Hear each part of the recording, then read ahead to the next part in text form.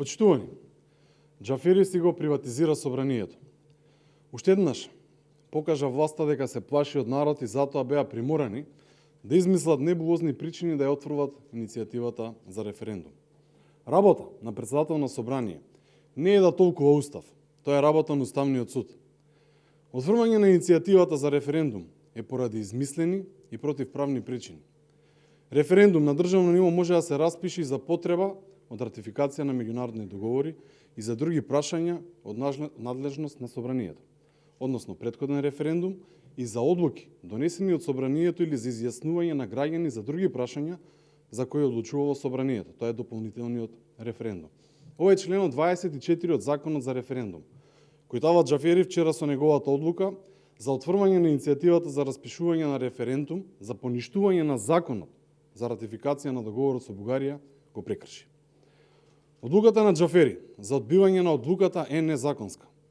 Антимакедонската СДСМ преку Тават Џафери прават правни гимнастики за да го избегнат народот, затоа што знаат дека над 60% од македонците го поддржуваат и ќе излезат на референдумот кој би се организирал. Објаснувањето на Џафери со кое отворува иницијативата е правно неиздржано, небулозно и не содржи правна подлога. Спасувањето на Ковачевскиот дебакл го направил со целосно кршење на законите и уставот. Прашањето на ВМРО-ДПМН не ја менува содржината на договорот, туку го спорува законот со кој се ратификува билатерален договор и се прогласува за важечки на територија на Република Македонија со сила на закон. Со поништување на законот за ратификација на договорот, истиот ќе престане да важи за Република Македонија. Зашто согласно нашиот устав, меѓународните договори мора да бидат ратификувани како закони, а со тоа и ќе престанат сите негации на Македонија за јазикот, историјата и идентитетот и се пристапило кон репреговарање. Но достоинствено. Власта со отфрвање на иницијативата бега од народот затоа што се свесни за две работи. Првата е затоа што знае дека ќе има излезеност. Втората е затоа што знае дека народот е против договорот со Бугарија, кој е извор на асимилација која СДС и Ковачевски ја спроведуваат. Тават Џафери со оваа своја одлука, наместо чувар на уставот, стана шампион во кршење на истиот. И благодарам. Доколку имате прашања, повелете. Одлично прашање, но сепак во овој момент гледаме дека Тават Џафери е уставен судија. Тават Џафери е уставен суд и нашата проценка е дека и претходно го кажувавме дека каква иницијатива да поднесе ВМРО-ДПМН или независно граѓани или кој да сака, они ќе најдат некоја пречка или причина или точка или запирка се тоа да го спречат. И како што видовме во ова соопштение што го даде Тават Џафери. Но органите на партијата ќе заседаваат, ќе разговараме за сите правни дилеми, ќе разговараме и за натамошни чекори, секако за секоја одлука пред вас ќе ви известиме. Поднесете ли вие можеби кривична пријава што најавили левица бидејќи ако велите дека е противуставно? Видете, ние многу пати во минатото доставуваме кривични пријави, тие веднаш се отфрваат бидејќи имаме држава со заробено судство, но ова не застарува и секако дека одговорност за ова ќе има. Доколку имате други прашања, повелете. Повелете. Сакавте да го слушате гласот на народот преку референдум. Има една интересна ситуација која се создаде во последните денови со град Скопје. Имаме најдов вчера неколку изјави на вашиот председател, како ова, например, Скопје иницијатива кој кандидира да не Ласовска, ВМРО-ДПМН го препозна пред паритет. ВМРО-ДПМН е партија која за само позади истината и одлуките на народот.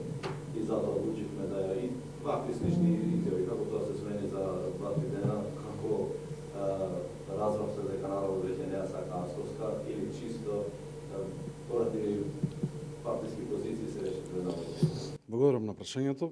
Ние во минатото, пред да кандидираме или да поддржиме било кој кандидат, сакавме да имаме еден концепт каде што ќе се обедини целото Скопје. Тој концепт на модерно Скопје ние го прифативме. И да, имаше тука разговори, гласање, кога да се поддржи анкети или слично, но на крајот застанавме за еден концепт што сите ќе го поддржиме. Дали тој концепт модерно Скопје е прифатлив за скопјани, јас би рекол да. И дали ние како партија го поддржавме тој концепт, да. Дали ќе го поддржуваме, пак ќе кажам да. Бидејќи кога збориме за проекти, кога збориме за концепт, независно која партија, И дури јас, еве ќе кажам многу пати за добри проекти, гласаат сите советници во градот Скопје и тоа е за поздрав. И така треба да биде. Се што е добро, ќе продолжиме ние во иднина да го поддржуваме, но и да потсетуваме што е ветено. И сите овие изјави, и на председателот и на сите останати, беа во насока да се раздвижи градот, да има нешто помодерно, да има многу проекти. И се што ќе биде во иднина, ние ќе го поддржиме. Но дека имаме различни гледишта на патиштата, имаме. И зашто да не? Некојаш патиштата може да не разделат, но мислам дека проектите треба продолжат да се развиваат, да ги гледаме на дело и така натака. Ако нема проекти, ние се разбира дека ќе бидеме први, односно ќе бидеме гласот на народот, гласот на оние што го побаравме, гласот за да гласаат за Данела, и затоа мислам дека ќе бидеме и на моменти вака гласни критичари ако нешто не се исполнува. Затоа ние ќе продолжиме да го поддржуваме концептот модерно Скопје.